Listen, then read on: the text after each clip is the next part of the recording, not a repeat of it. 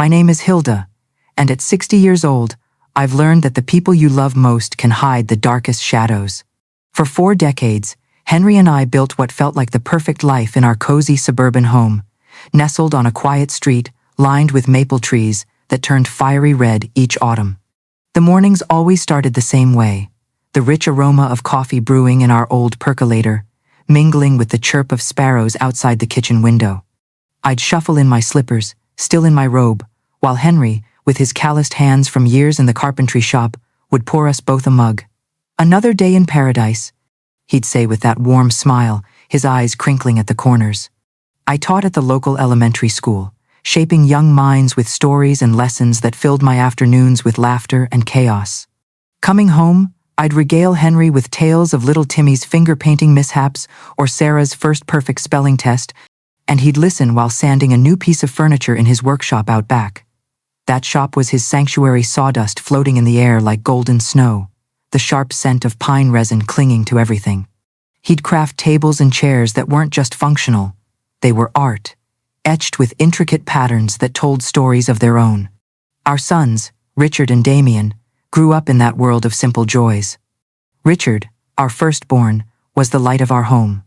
At 25 now in my memories, he was always the one with the infectious laugh, helping his father plane wood or shielding me from worries like a protective big brother. He'd chase fireflies with me in the summer evenings, his freckled face glowing under the porch light. Damien, 5 years younger, was quieter, more introspective. He'd sit at the edge of the yard, sketching in his notebook, his dark eyes observing everything but sharing little. As a mother, I loved them equally, or so I convinced myself. No favorites, just boundless affection poured into both. Sundays were sacred. After church, where the organ's deep hum vibrated through the pews and the scent of polished wood filled the air, we'd gather around the oak table Henry had carved himself. Its surface bore faint marks from years of family meals, knife scratches from holiday dinners, crayon lines from the boys' artwork. Richard would chatter about his engineering dreams, his voice full of ambition, while Damien picked at his roast chicken, his silence a quiet undercurrent. The house buzzed with life. My sisters, Harriet and Irene, visiting with their families, kids tumbling in the grass outside, the women swapping recipes in the kitchen amid the clatter of pots and the sweet smell of baking pies. The men would tinker in the yard, fixing a fence or grilling burgers, their laughter carrying on the breeze. Evenings brought peace. Henry and I would stroll the winding trails around town, the crunch of leaves underfoot in fall, or the soft hum of crickets in summer. We'd talk about our future, watching grandchildren play in our yard, traveling to see the ocean's vast blue expanse, building a smaller cottage for our golden years. Those walks felt eternal, our hands intertwined, the world fading to just us. But perfection, I've come to know, is often a fragile illusion, cracked by unseen fissures. When Richard turned 20, the cracks began to show. Arguments erupted between him and Damien, hushed whispers in the hallway that silenced when I approached. I'd catch snippets: money, fairness, things I dismissed as sibling rivalry. Henry assured me it would pass, his voice steady but his eyes distant. I wanted to believe him. Our family was my anchor. One crisp October night 25 years ago, Richard didn't come home for dinner. The table felt empty without his jokes, the steam from the stew rising untouched. We waited 11 p.m., midnight, 1 a.m., my worry gnawing like a winter chill. Damien stayed in his room, studying, but his eyes held a strange glint when I asked about his brother. Henry rallied neighbors, their flashlights cutting through the foggy darkness as they searched trails and streets. At dawn, they found Richard at the river gorge's bottom, his body twisted among jagged rocks. The police called it an accident, a stumble in the dark. I collapsed, the world blurring through tears, never questioning because the alternative was unimaginable horror. The funeral was a blur of gray skies and the earthy smell of fresh dug soil. I wore my black dress, the one from my mother's passing, its fabric heavy with grief. Mourners whispered condolences in the chilly church hall, the scent of lilies overpowering. Damien stood stoic, his face impassive, while I sobbed until hollow. Henry held me, his whispers of comfort now haunting in hindsight. After, Damien transformed, helping with chores, joining Henry in the shop, his attentiveness a balm I mistook for healing. But as I lay broken at the cliff's base 3 days ago, Henry's whisper, "Play dead," unraveled everything. What secret had festered for 25 years? My heart pounded, the metallic tang of blood in my mouth, as I wondered if our perfect family had been a lie all along. Life after Richard was like navigating a house with missing rooms, familiar yet forever altered. The mornings lost their spark, coffee tasted bitter, the birds' songs mocking. Henry threw himself into his carpentry, the whir of his saw a constant hum from the shop, where sawdust piled like unspoken regrets. I'd stand at the window, watching him work, his shoulders slumped more than before. At school, I'd lose myself in the children's innocent energy, their giggles a temporary salve, but home brought the void. Damien, though, stepped in like a shadow-filling light. He'd mow the lawn without asking, the fresh-cut grass scent wafting through open windows, or bring me tea when tears came unbidden. "I'm here, Mom," he'd say, his voice softer, eyes averted. I thought grief had matured him, bridging the reserve he'd always carried. Years blurred into routines, Sundays evolved fewer laughs, but still gatherings with Harriet and Irene, their kids now older, chasing fireflies as mine once did. The oak table bore new scratches from board games, the kitchen alive with pie-baking aromas.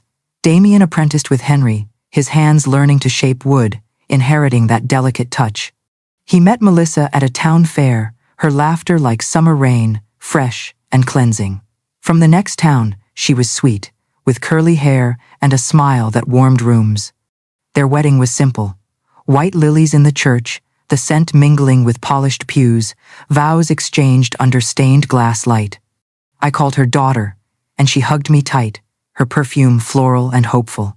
Grandchildren arrived, 2 bundles of joy, their tiny cries echoing in our home during visits.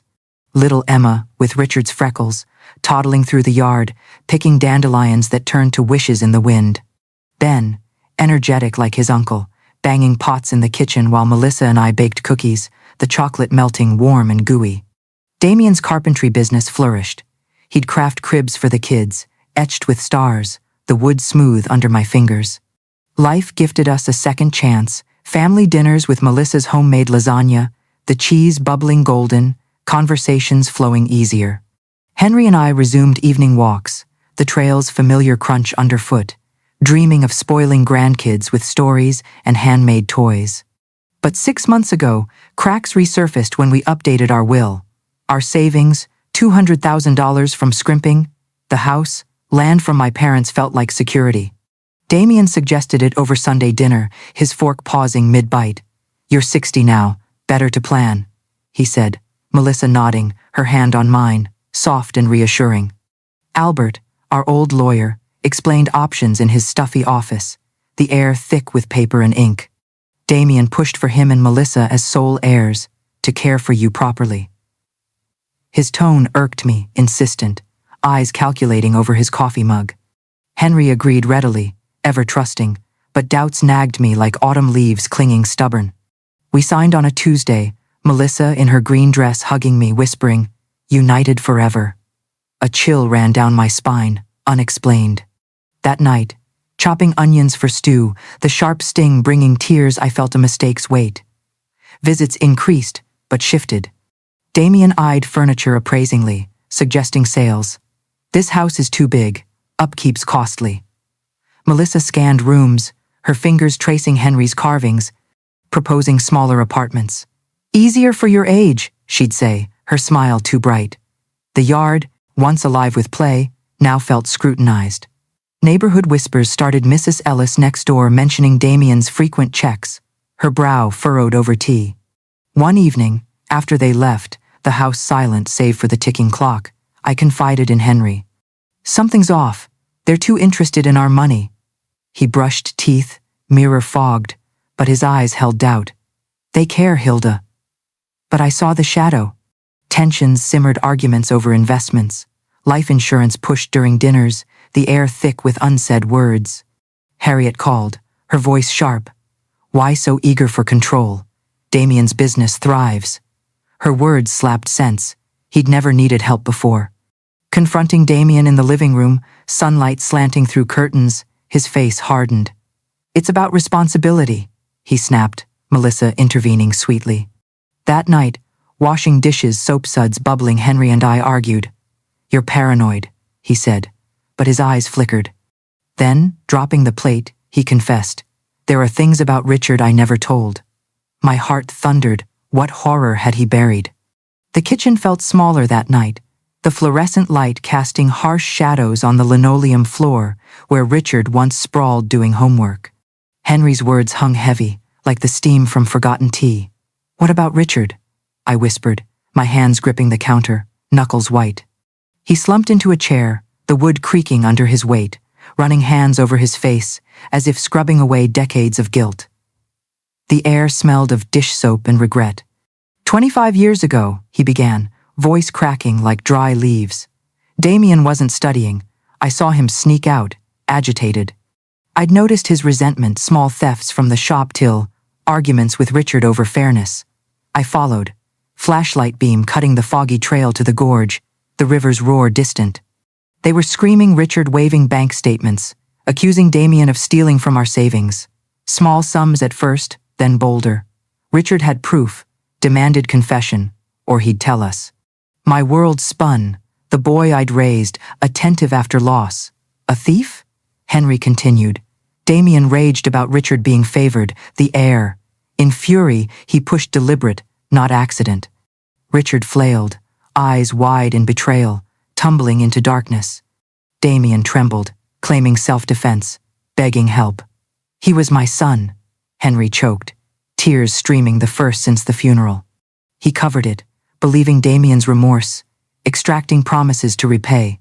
But he never did. Thefts continued, Henry silent, complicit. Why hide this? I cried, betrayal doubling. To save our family, he murmured, but his eyes held shame. Stumbling to the wall, I felt foundations crumble, 25 years a lie. Damien's post-death kindness? A mask. Melissa's hugs? Facade. We pored over papers. Henry hid Damien's business failing, $100,000 in debts, bankruptcy looming. Melissa's questions about savings, insurance, calculating our worth dead.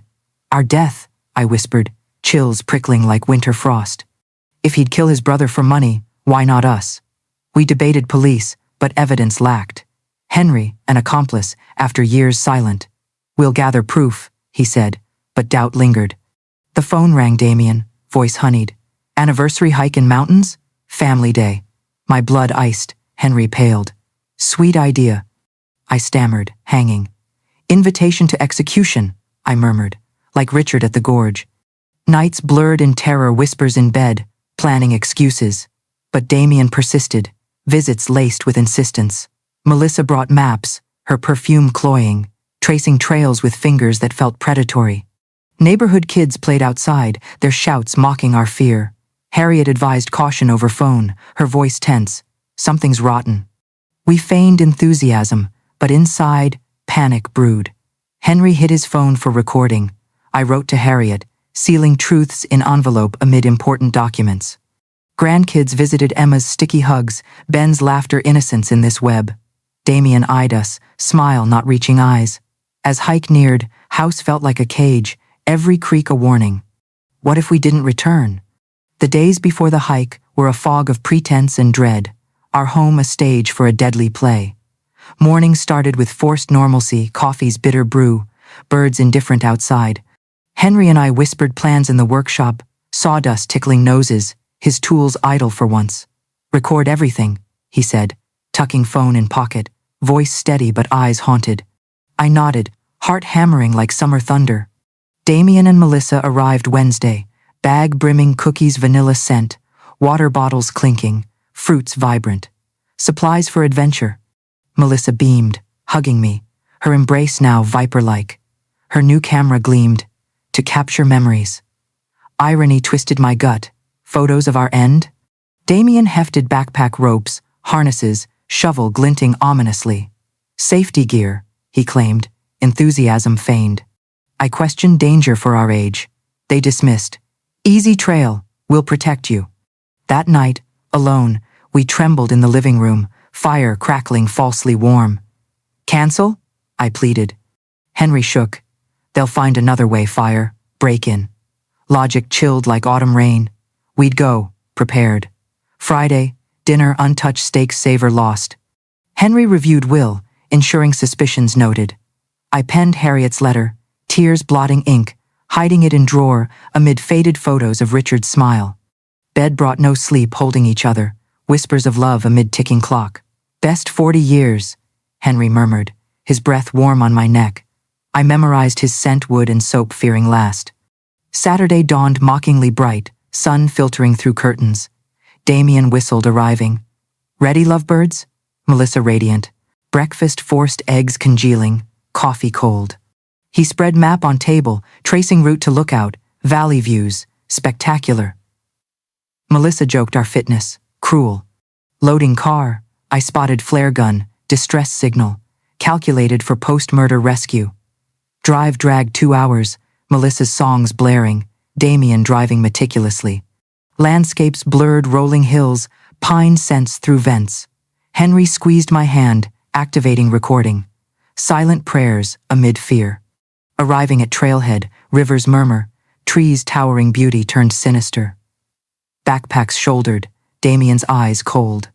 As we stepped onto path, crunching gravel, I wondered, would this be our grave? The trail wound deceptive, easy at first, sunlight dappling through leaves, wildflowers' sweet scent cloying. Melissa led, camera clicking, exclaiming over birds' trills, her cheer a brittle mask. Beautiful day, she'd say, curls bouncing. Damien trailed, watching our backs, his gaze prickling like thorns.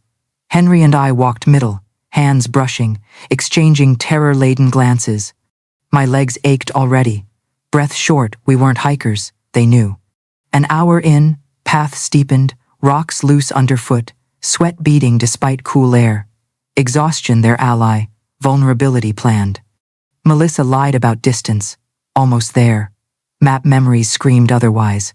I memorized landmarks, twisted oak, mossy boulder for police, if survived. Suddenly Melissa pointed. Cliff view, perfect photos. 90 feet up, path treacherous, fewer handholds. Dangerous, I protested. Damien urged. Just minutes, spectacular. Henry squeeze, recording on. Climb grueling rocks sliding, breath ragged. Top revealed valley panorama breathtaking, nightmarish. Melissa positioned near edge. Hug, smile. Flashes blinded. Damien neared. Step back for landscape. Precipice yawned. Melissa's voice hardened. Last photo. Damien lunged, pushing. Henry grabbed, pulling him. You're coming too! Melissa screamed, grabbing all tumbled, locked, air whistling, rocks rushing. Impact shattered bones cracking, pain exploding. Blood's copper taste, agony. Henry's whisper, play dead. Alive, but for how long? Agony pulsed ribs screaming, blood trickling warm. Rocks dug into back, gorge silent save moans. Henry's voice anchored, play dead. I stilled, breaths shallow, eyes slit. Damien groaned nearby. Melissa? Her whimper, leg broken. Then, coldly, the old people? He crawled, checking, dead. Lie sparked hope. Melissa's laugh bitter, worked, except our fall. No more pretending love. They plotted story rock loose, us falling, them trying help. Traumatized survivors, Damien said. Voices faded as they crawled up. Henry whispered, injured bad leg, broken, ribs. I assessed, arm throbbing, head pounding, but alive. Phone? No signal. Henry's full truth. Richard confronted thefts that night. Damien pushed deliberately over inheritance rage. Henry's cover-up, couldn't destroy family. Voices above rescue. Damien's performance. Parents down there. Teams descended, ropes whirring.